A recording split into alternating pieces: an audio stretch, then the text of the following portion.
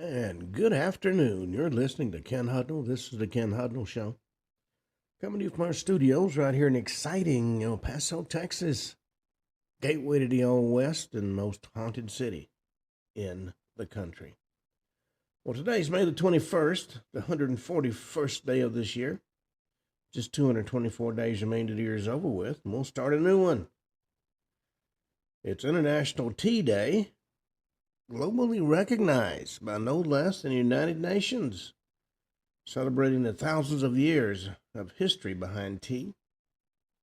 World Day for Cultural Diversity, for Dialogue and Development, trying to promote diversity, don't you know? National American Red Cross Founders Day,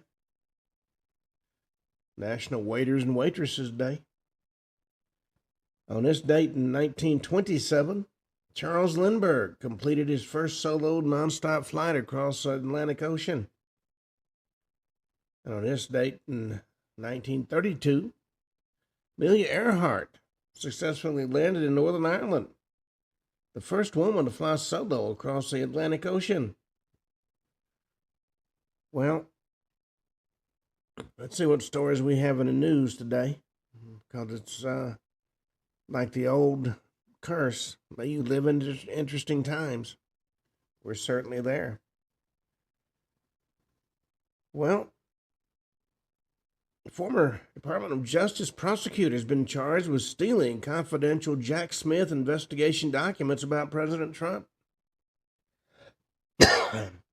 He was charged Wednesday with allegedly emailing confidential records tied to former special counsel Jack Smith's investigation into President Trump. Carmen Mercedes Lineberger, 62 years old, of Port St. Lucie, Florida, faces 4 criminal charges stemming from her handling of Smith's final report. 1 felony count of obstruction of justice and 1 felony count of concealing government records and 2 misdemeanor counts of theft of government property valued at less than $1,000. According to the indictment filed in the Southern District of Florida, she altered electronic file names of government records to conceal unauthorized transmissions of the documents to her personal email accounts. At that point in time, she was the managing assistant U.S. attorney for Fort Pierce branch of the U.S. Attorney's Office for the Southern District of Florida. And whether the investigation, as so many believe, was a put-up job or real, the records themselves were government property. That's what led to the indictment. Well, the Trump task force is tackling $250 billion in government fraud, and it's just getting started. For years, the American government failed to protect its citizens from fraudsters and let people, often foreign-born immigrants from the developing world, take advantage of this nation's generous spirit and bleed the taxpayers dry. But thanks to President Trump and Vice President Vance, we're learning in real time that we don't have to accept this. Like all anti-civilizational forces, putting up with the fraudsters, fleecing the American taxpayers is actually a choice. And a lot of folks say no more. And the president's new anti-fraud task force is one instrument for seeking justice. Vance is the vice chair of the anti-fraud task force. Federal Trade Commission Chairman Andrew Gerferson is leading an unprecedented hold of government effort in the war against fraud. And unlike the Biden administration, Vance has warned that no amount of fraud is too small to prosecute. He said, "We didn't prosecute fraud in this country if it's under $1.5 million a year." And frankly, he said, that's absurd. The average lifetime tax contribution of one U.S. citizen is about $500,000. For the task force, the government would simply turn a blind eye to fraud so large it would wipe out the lifetime tax contributions of 3 Americans. Well, now they're going after all of it, especially the fraud in Wisconsin. Well, Vanessa Trump has revealed that she has breast cancer. In an emotional statement, she says, "I'm staying focused and hopeful." She revealed in an emotional social media statement Wednesday she's been diagnosed with breast cancer and recently underwent a medical procedure. She begins treatment and recovery. She's the former wife of Donald Trump Jr. Shared the announcement on Instagram. She said, "I want to share a personal health update. I recently been diagnosed with breast cancer," she wrote in the post. "While this isn't news anyone expects, I'm working closely with my medical team on a treatment plan." Vanessa also revealed that doctors performed a procedure earlier this week and thanked her family, children, and medical team for supporting her through the diagnosis and recovery process. Well, the announcement grew support from members of the Trump family and supporters online, including a public statement from Ivanka Trump, who commented, "I'm praying for your continued strength and a swift recovery." The post was also liked by Tiffany Trump and rapidly gained engagement as readers reacted to Vanessa's news. Well, there are a lot of Trumps out there, no question about that. Well, there's one interesting fact that has come to light about the war with Iran. America's no longer safe from this new threat. In a discussion regarding the ongoing war with Iran, a former high-ranking U.S. military officer made a point that left folks momentarily speechless. The UAE and our other allies in the Middle East are better protected via U.S. air defense systems from Iran's Shahed drones than the state of Florida. And the reason Florida's brought up was because of Cuba. And there's been a lot of news lately as the Trump administration seeks to free the people of that communist nation from decades of totalitarian rule. And as these negotiations go on, the logical question regarding Cuba, which is less than 90 miles off the coast of Florida, becomes, has Iran or any other terrorist organization or U.S. adversary successfully placed any of the Shahed attack drones within the communist island nation? As was the release of the reported piece headline, Pentagon jumps from $225 million to $55 billion on drones as cheap attacks overwhelm U.S. defenses. The U.S. and our Department of War might be on the wrong end of the World War drone spectrum. And certainly, you can now put almost anything you want to on one of the drones. I actually got a drone as a Christmas present a couple of years ago, and even then, the ability of that drone to carry various things was absolutely fascinating. Well, in Arizona, has executed a man who killed his victim by dousing him in gasoline and setting him on fire in 2002. He was executed on Wednesday, marking the first of 3 executions scheduled this week in the U.S. Associated Press reported that 53-year-old Leroy Dean McGill was pronounced dead at 10:26 a.m. Pacific Daylight Time after receiving a lethal injection at the Arizona State Prison Complex in Florence. McGill was convicted of murdering James Perez in the 2002 attack at an apartment in North Phoenix. Prosecutors said McGill had been using methamphetamine and had gone days without sleep, doused Perez and Perez's girlfriend, Nova Banta, with gasoline while they sat on a couch before igniting him. Banta survived the attack. Perez died from his injuries. Witnesses said McGill appeared calm and didn't resist during the execution. Before the procedure began, he looked toward the witnesses, smiled, nodded, and said, "I'm going home soon." That's according to the Associated Press. Well, he actually had to have mental issues to do the attack in the first place, so it's not surprising. Well, Fox News' Johnny Jones re-enlists in the United States Marine Corps.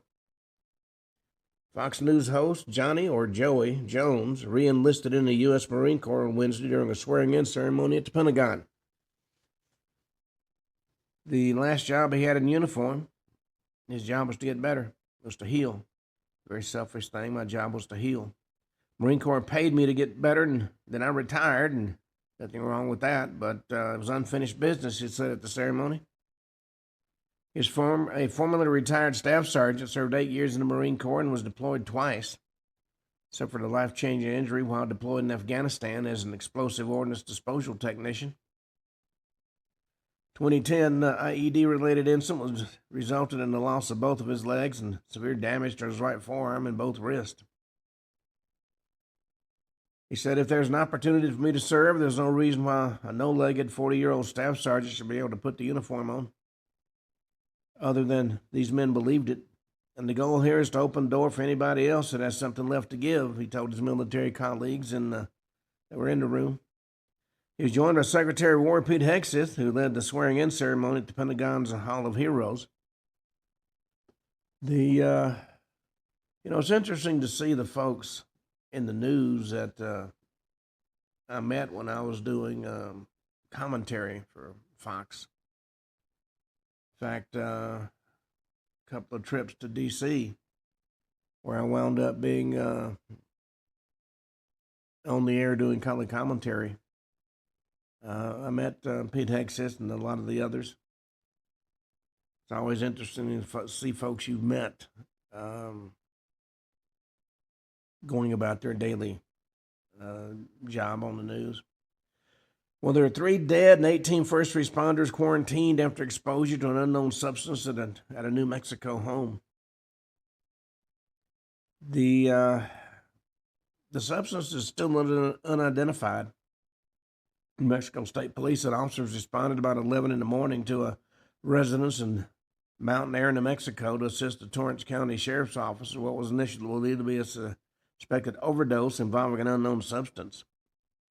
Authorities said 4 people have found unresponsive inside the residence. 3 of them are pronounced dead, and according to the police, 1 seems to be recovering. Officials said 18 first responders were exposed to the substance and later began experiencing symptoms including nausea and dizziness. The 4th occupant of the resident and the exposed first responders are transported to University of New Mexico Hospital, where they're quarantined and being evaluated and monitored. 2 of those first responders remain in serious condition. Mountain Air Mayor Pete Nieto said 3 of the 4 EMTs from Mountain Air EMS have been released from the hospital. EMS Chief Josh Lewis is going to remain in hospital overnight for observation. Lewis was actually the first responder to enter the residence, and whatever that material was, apparently packs a punch. Well, for those that follow sports, Ed Orgeron returns to LSU, joining Lane Kiffin's Chaos crew on the Bayou. After spending 6 years as a head coach and leading the Tigers to a national championship in 2019, Ed Oregon's returned to LSU to join Lane Kiffin's staff. Sometimes college football creates some of the wildest marriages you could ever imagine. And the latest move by the Tigers are going to create a buzz beyond the Bayou. If you've never spent any time in Louisiana, it's got a culture unlike anything you'll come across anyplace else. Well, video is showing police take down a police killer with an armored vehicle after the gunman turned the neighborhood into a war zone. The released body cam and drone video footage captures the dramatic final moments of the deadly California standoff. It ended when the deputies used an armored Bearcat vehicle to run over an armed suspect who police said killed Tulare County Deputy Randy Hoppert. The nearly 7-minute video released Tuesday by the Kern County Sheriff's Office combines body-worn camera footage, thermal drone video, and slow-motion replay to document the intense firefight that unfolded after authorities say 59-year-old David Morales ambushed deputies serving an eviction notice in Porterville on April 19th. The video captured the deputies scrambling for cover behind patrol cars as gunfire erupted through the neighborhood. And SWAT teams rushed armored vehicles into position around the home. Well, the video shows the massive technical response that followed as Kern County Sheriff's Office SWAT operators arrived with armored vehicles, including one Bearcat and one Rook, to evacuate nearby residents and contain Morales. Apparently, Morales continued firing from inside the home for hours while tactical teams attempted to negotiate his surrender. Now, if you've never experienced riding in or operating with any of these armored vehicles, it is quite an experience, let me tell you.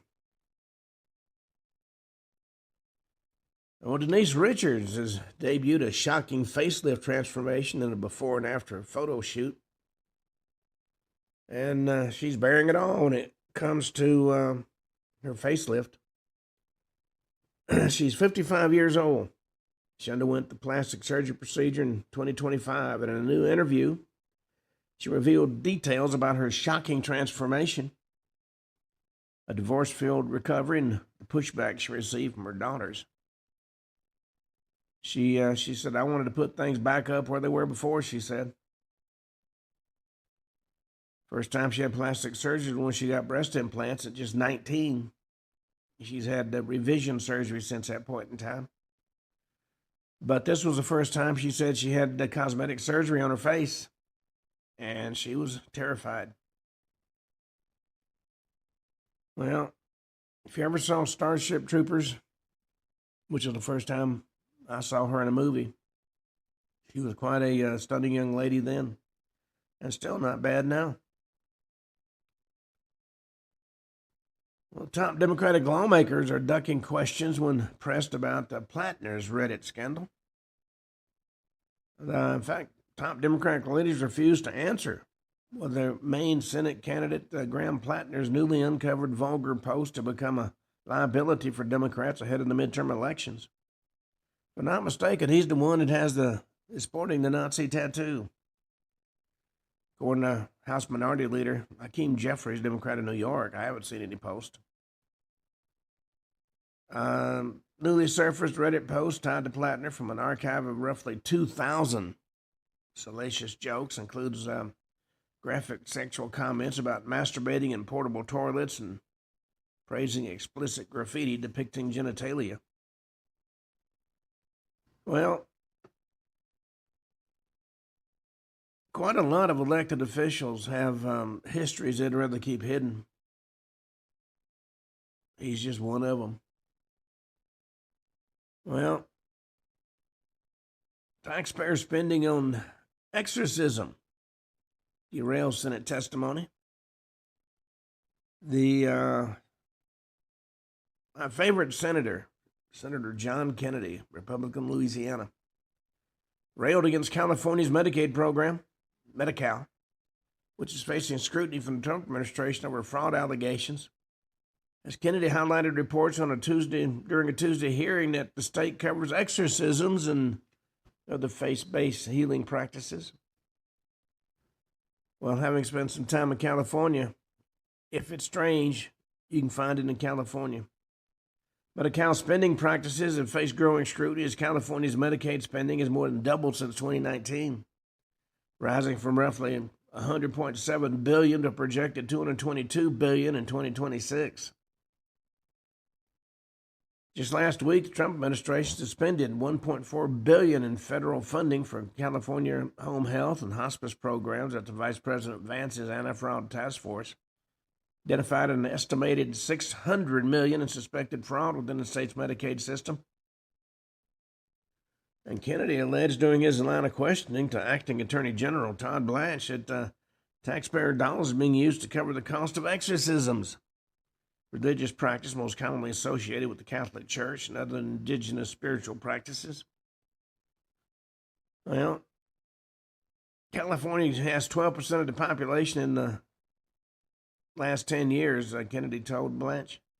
They're responsible for half of the new so-called health providers to provide exorcism and other things. Now, what are we doing about it? Well, it's just gone on for so long. And nobody really had a question. But if you're going to find something strange and off the wall, you will find it in California. Well, John Yu, Michael Toth, had some comments to make about the Aloha State lawsuits that are pushing a radical climate agenda. For years, California was the poster child for environmental overkill. Well, it's now Hawaii. 2,400 miles away from the West Coast and with no oil fields of its own, the Aloha State depends on imports to fuel its tourism industry, run its grid, and make everyday life possible. But its oil dependence hadn't kept it from waging an all-out litigation war against energy companies.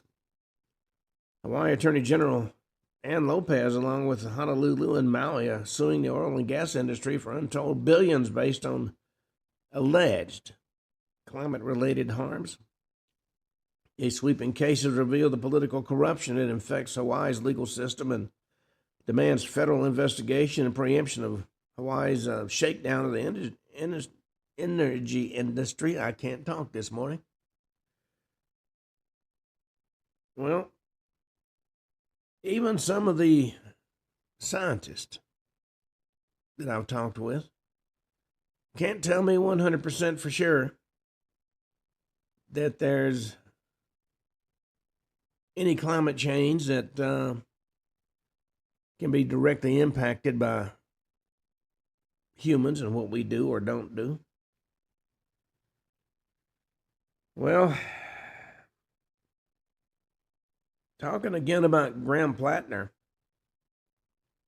they found some post where he's the presumptive Democratic Senate nominee, and they've unearthed social media posts where he made controversial statements about race, sexuality, political violence, and his own ideological beliefs. He's a 41-year-old Marine Corps veteran, attributed his online behavior to depression and PTSD stemming from serving in combat in Iraq and Afghanistan. Says he became accustomed to crude humor and offensive language while serving as infantryman. Well, I would question his rationale. Well, on that note, let's go talk about today's topic. We've been talking about disclosure files. In fact, we've got a series called the UFO Disclosure Files, what the government finally released and what they didn't. And there's a lot more being released in the very near future.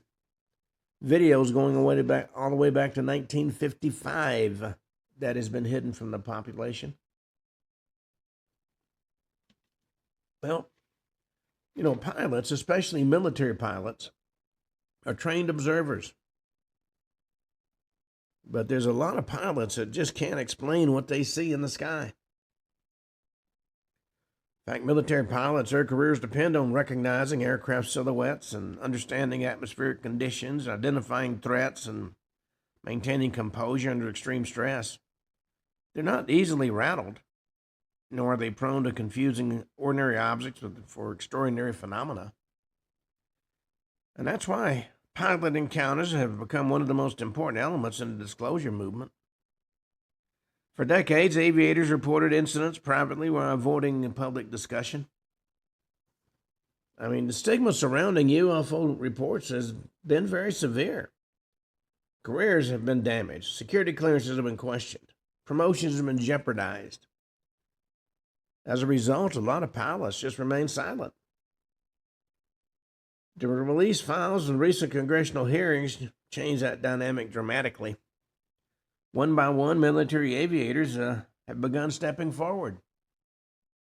Among the most famous was Commander David Fravor, the Navy pilot associated with the USS Nimitz Tic Tac encounter in 2004. His account would become one of the most defining cases of modern UFO disclosure. According to radar operators aboard USS Princeton, unknown objects have been tracked for days, performing extraordinary maneuvers off the California coast. These objects reported descended from about 80,000 feet to sea level within just seconds before hovering motionless above the ocean. As a result, Commander Fravor and another pilot were sent to investigate. And Fravor said as he approached the location, he saw disturbed water below, as though something large lurked underneath the surface. And above the disturbance was a smooth white object roughly 40 feet long with no visible wings, exhaust, or conventional propulsion system. But he said there was no question in his mind it did move intelligently.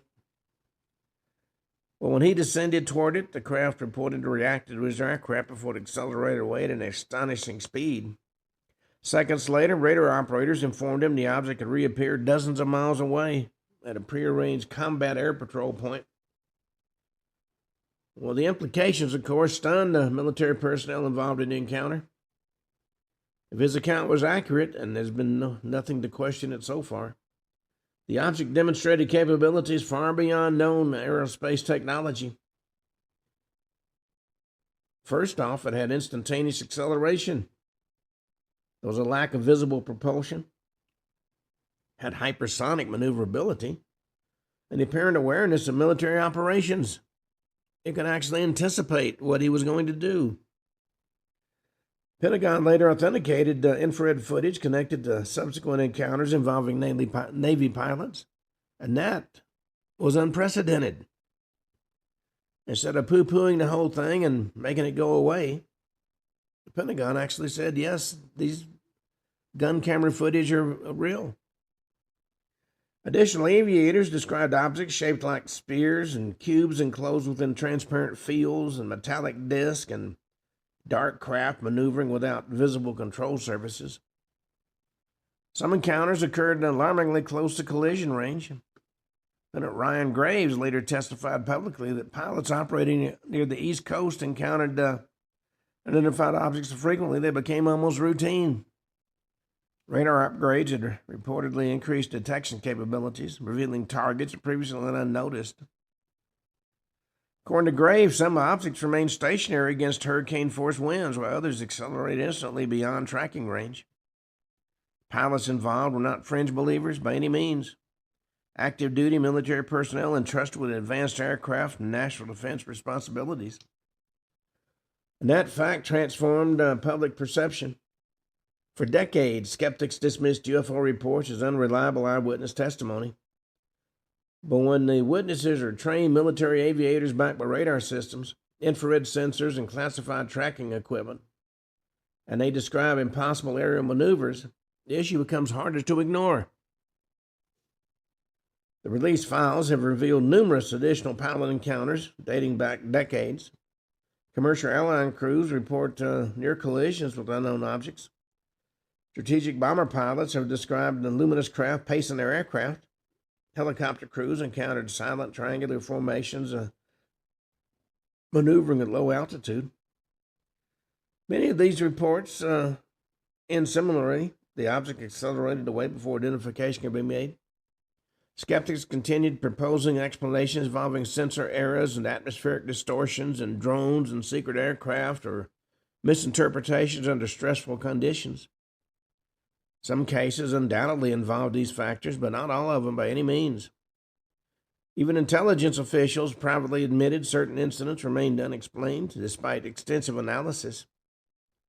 And maybe most disturbing of all, the encounters appeared to be increasing.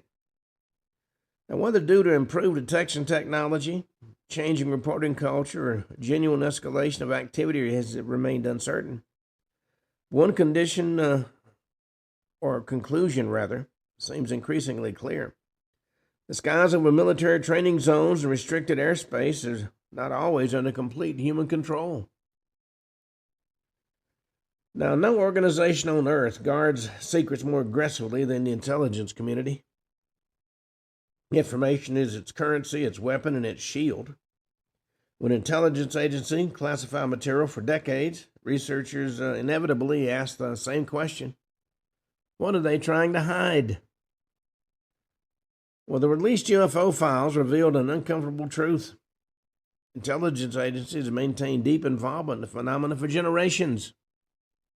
The CIA, the NSA, the DIA, the FBI, the Air Force intelligence branches, naval intelligence units, various classified aerospace divisions all appeared repeatedly throughout declassified records.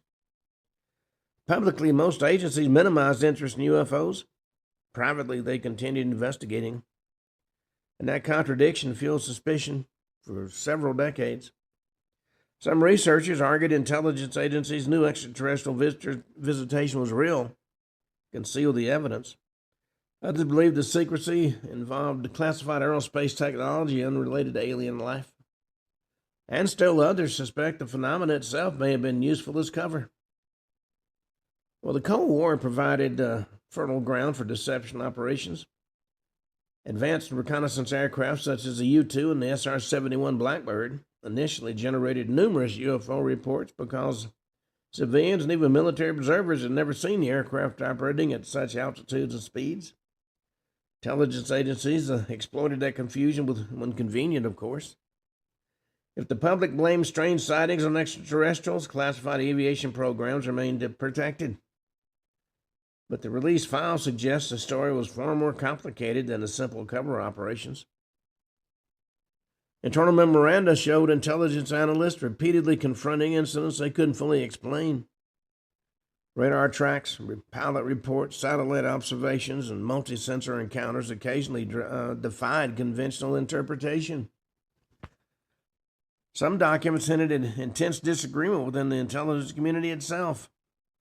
One faction viewed UFO reports primarily as national security threats tied to foreign technology or espionage. Another considered the phenomenon psychologically dangerous because it could trigger public panic or social instability. A smaller group appeared genuinely uncertain whether the phenomena represented something entirely unknown or not. And then, of course, there were the retrieval rumors. I heard a lot of those when I used to speak at Roswell. For decades, stories circulated alleging the United States had recovered crashed non-human craft and possibly biological material. Officially, such claims were dismissed as fantasy. But whistleblower testimony reignited the allegations drastically. Former intelligence officer David Grush claimed classified crash retrieval programs existed outside the normal congressional oversight. According to him, information had been compartmentalized for decades within highly restricted access programs involving private defense contractors and intelligence entities. The claims exploded across international media. Supporters argued that Grush should risk his career to expose hidden truths.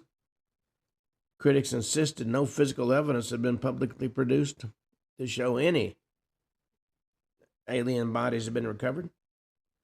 But one fact remained undeniable. Congress took the allegations seriously enough to investigate. That alone represented a historic shift. And meanwhile, intelligence agencies continued releasing carefully selected files while withholding others behind classification barriers.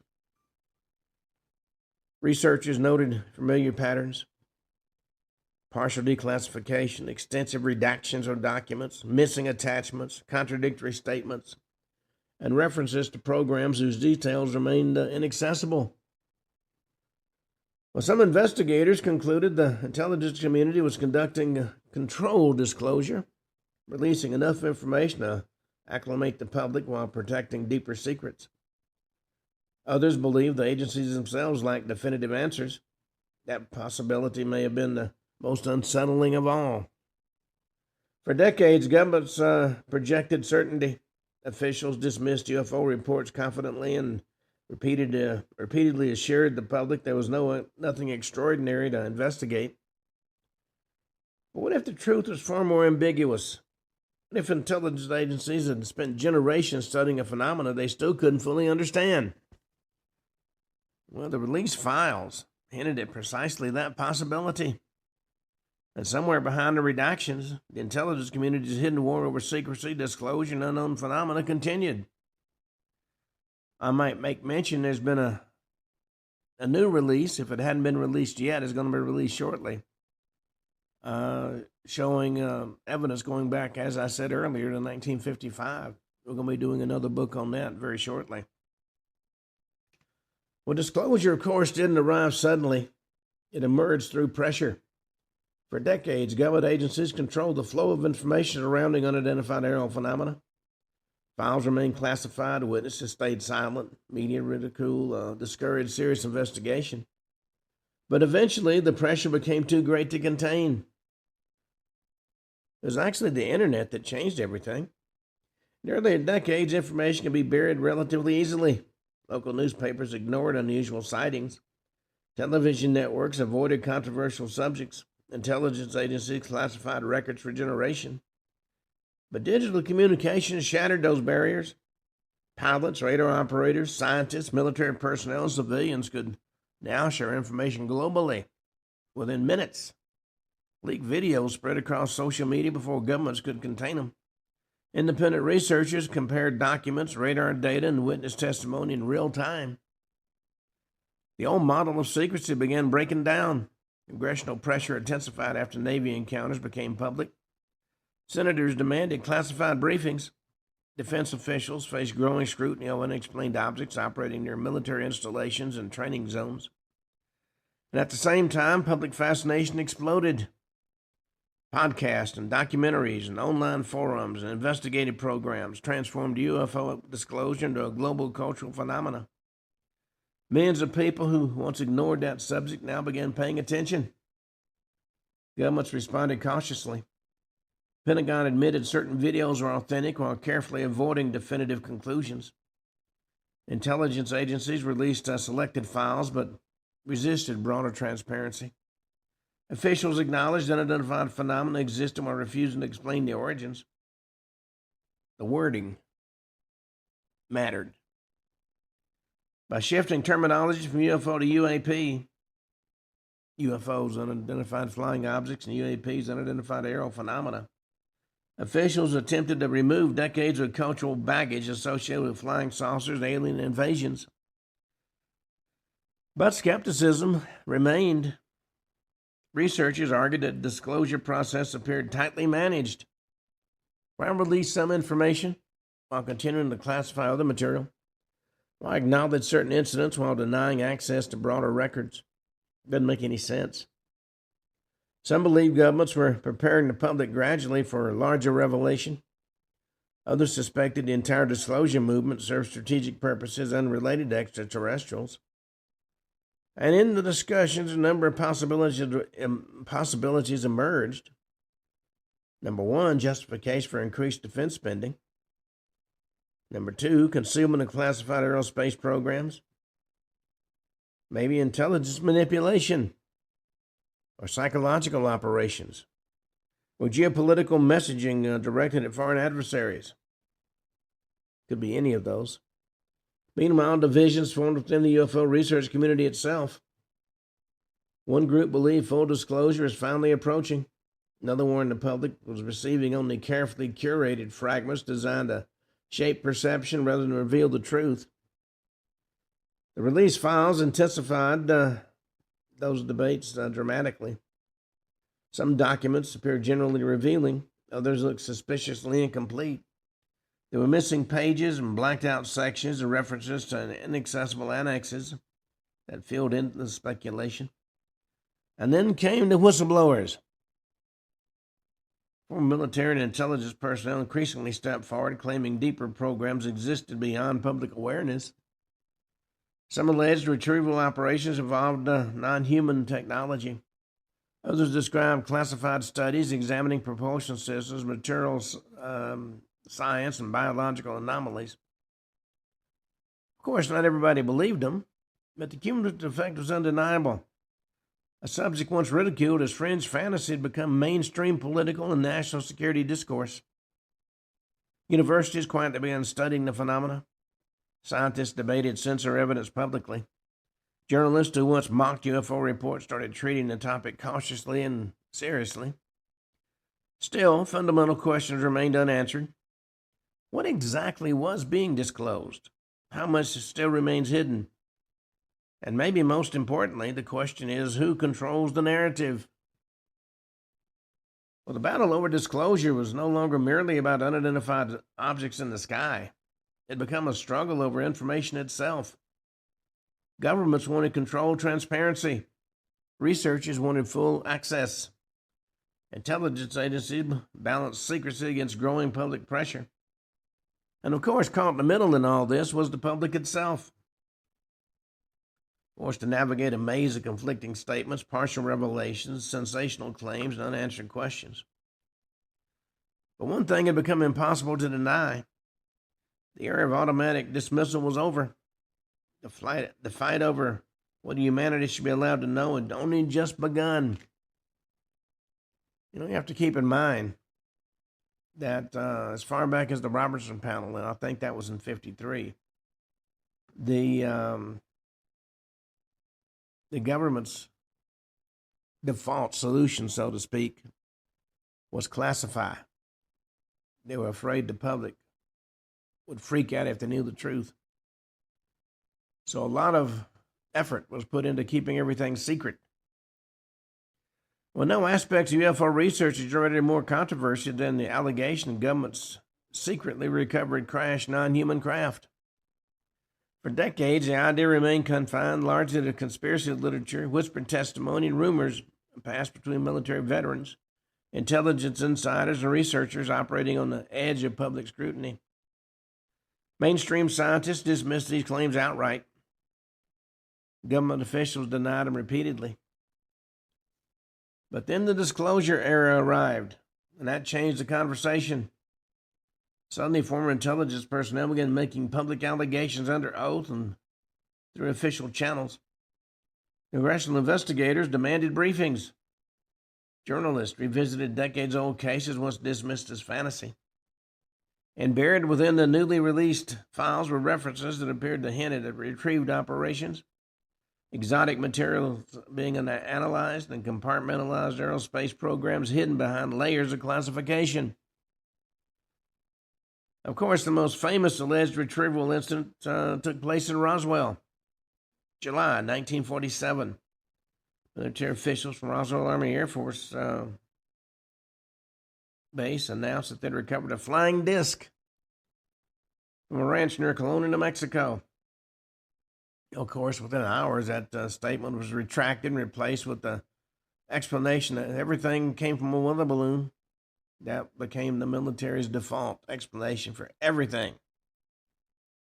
For years, the incident faded into obscurity.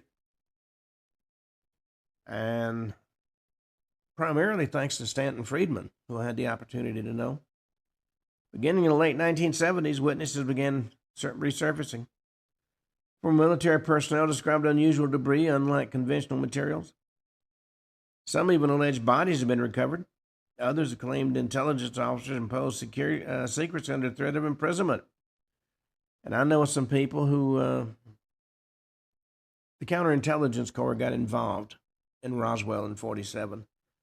And they threw their weight around like you wouldn't believe. And my wife has a friend whose uncle, as a boy, was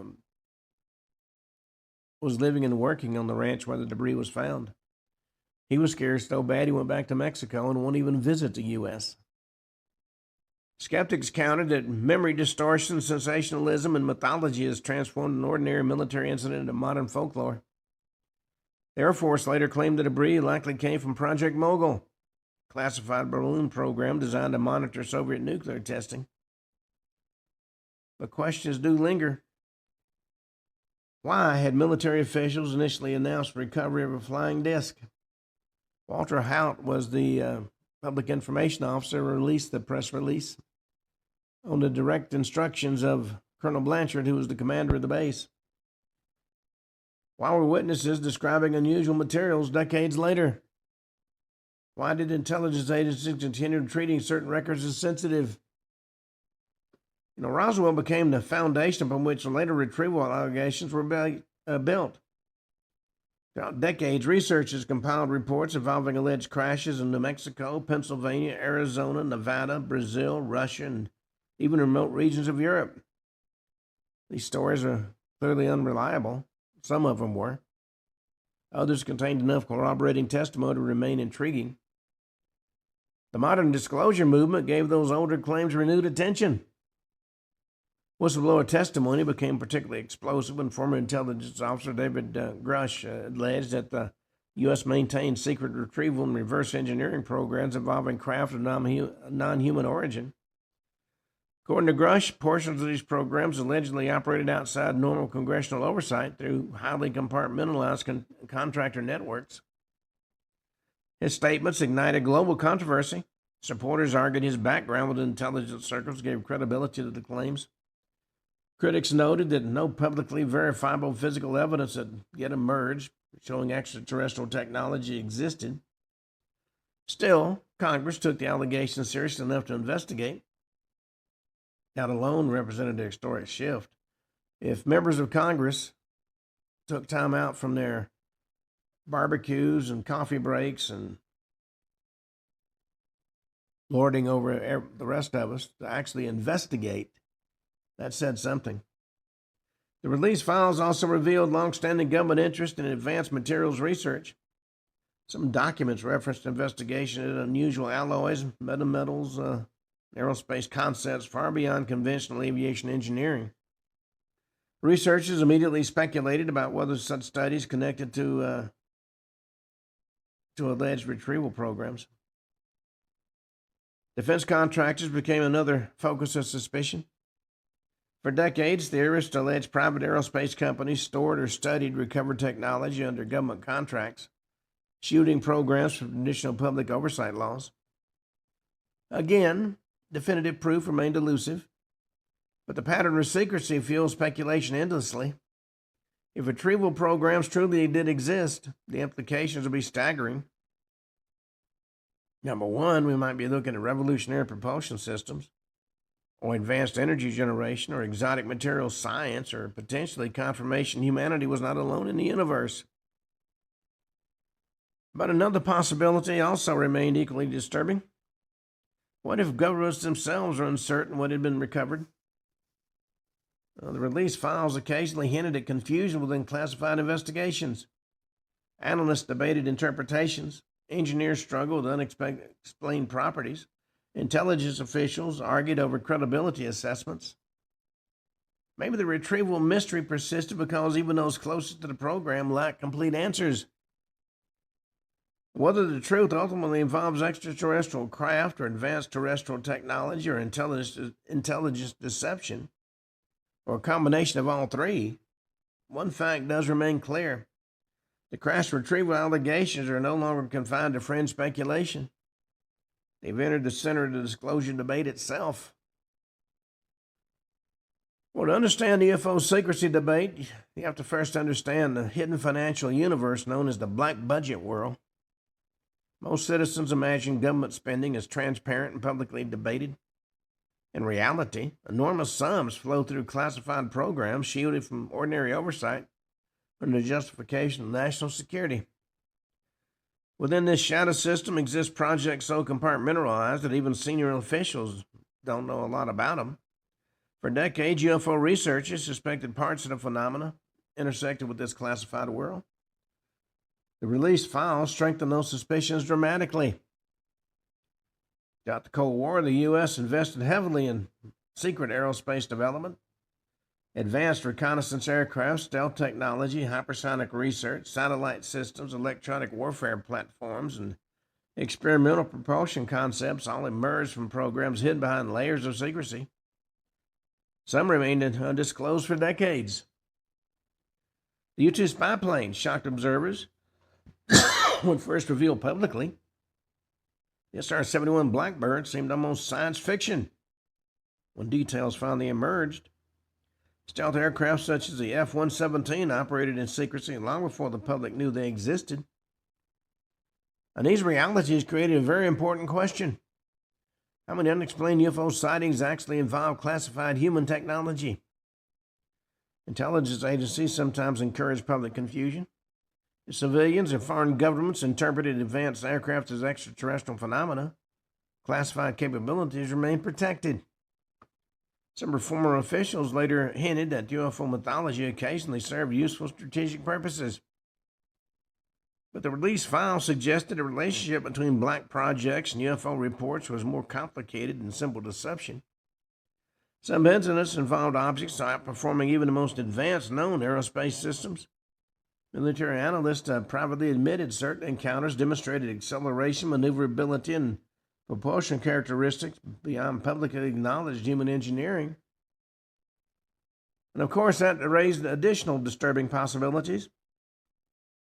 Either governments possessed revolutionary technology decades ahead of public science, or foreign adversaries had achieved impossible breakthroughs or witnesses and sensors were catastrophically unreliable, or finally, something generally unknown was operating in controlled airspace. The black budget world thrived on ambiguity. Programs operated under misleading names, funding passed through hidden channels, contractors signed lifetime secrecy agreements. Information was fragmented deliberately so few individuals understood the complete system. This compartmentalization became central to retrieval allegations. Researchers suspected if non-human technology had ever been recovered, it would likely be buried inside contractor-controlled special access programs, funded through classified budgets beyond normal congressional scrutiny. The release files repeatedly referenced restricted aerospace studies, advanced propulsion systems, material analysis, and compartmentalization of investigations. None openly confirmed extraterrestrial technology, though. But collectively, they painted a picture of a vast hidden research ecosystem operating largely beyond public visibility. When I got a congressional aide involved in a discussion about UFOs,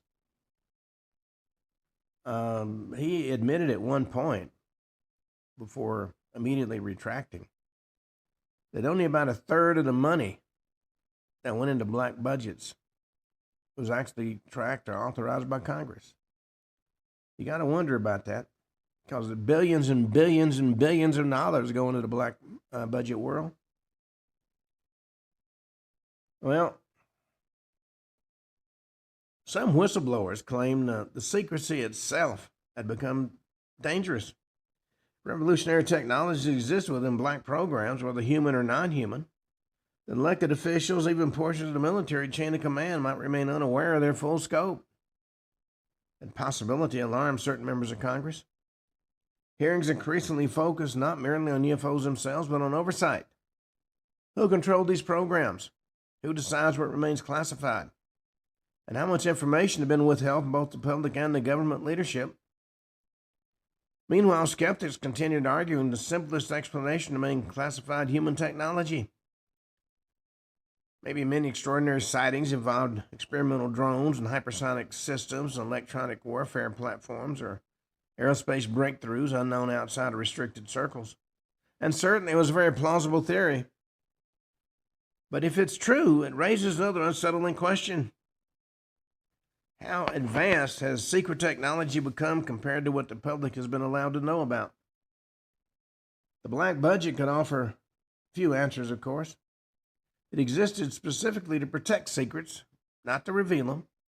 And somewhere within that hidden universe, the line between advanced human engineering and genuine unknown phenomena may have been blurred beyond recognition. Well, from pilots, let's go to astronauts. They occupy a unique place in modern society. They're scientists and pilots and military officers and explorers operating at the frontier of human experience. And their credibility carries enormous weight, which is precisely why statements involving unexplained phenomena during space missions has generated such fascination for decades. Newly released files reignited public interest in astronaut testimony. For years, rumors had circulated astronauts encountered strange objects during Gemini and Apollo and the space shuttle missions. Some stories proved exaggerated or, in some cases, fabricated entirely. Others emerged from ambiguous mission transcripts and misunderstood technical discussions. But beneath this mythology existed a more complicated reality. Astronauts occasionally reported things they couldn't immediately identify. During earlier space missions, crews observed flashes of light and drifting objects, unusual reflections, and unexplained visual phenomena. Now, of course, many incidents had perfectly ordinary explanations. Ice crystals, detached equipment, sunlight reflections, micrometeorites, or optical effects created by extreme lighting conditions in space. But not every incident was easily resolved. NASA maintained strict communication protocol throughout the space program. Every transmission was recorded, analyzed, and often filtered through public affairs procedures before being released to the public. Core pressures intensified the secrecy. Space race represented not merely scientific exploration, but geopolitical competition with the Soviet Union. Public confidence in American technological superiority was considered essential. Anything unusual, potentially alarming, was treated cautiously. Several astronauts later hinted carefully at experiences they declined to fully discuss publicly. Edgar Mitchell, Apollo 14 astronaut and sixth man to walk on the moon, became one of the most outspoken figures associated with UFO disclosure. He openly stated he believed extraterrestrial visitation was real and suggested insiders had concealed information for decades. Critics argued Mitchell's personal beliefs didn't constitute proof. Still, his comments drew enormous public attention because of his status as an astronaut.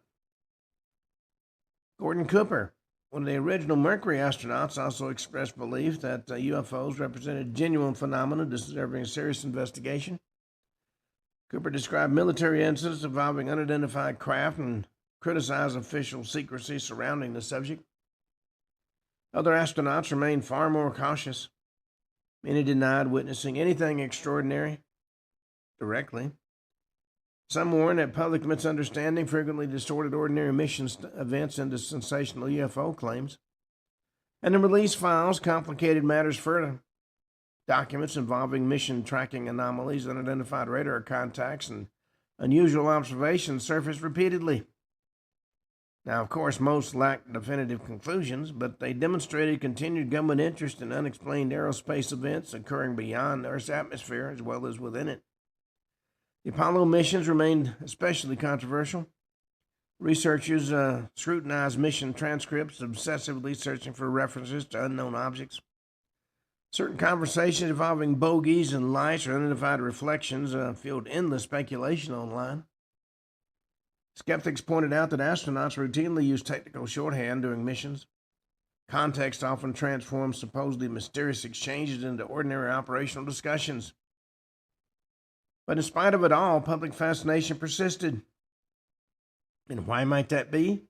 Because astronauts represented witnesses operating beyond the confines of Earth itself. If humanity encountered unknown intelligence, many believed astronauts would likely be among the first to know. The release files neither confirmed nor disproved extraterrestrial contact during space missions, but they did reveal something significant. Space agencies and defense officials treated unexplained observations seriously enough to document and analyze them repeatedly. And maybe even more revealing was the language astronauts often used when discussing the subject publicly. They spoke carefully, very, very carefully. Whether that is professionalism, uncertainty, security obligations, or concern about public reaction has remained unclear. But their caution itself has become part of the mystery. Well, for decades, UFO debate centered largely on the U.S.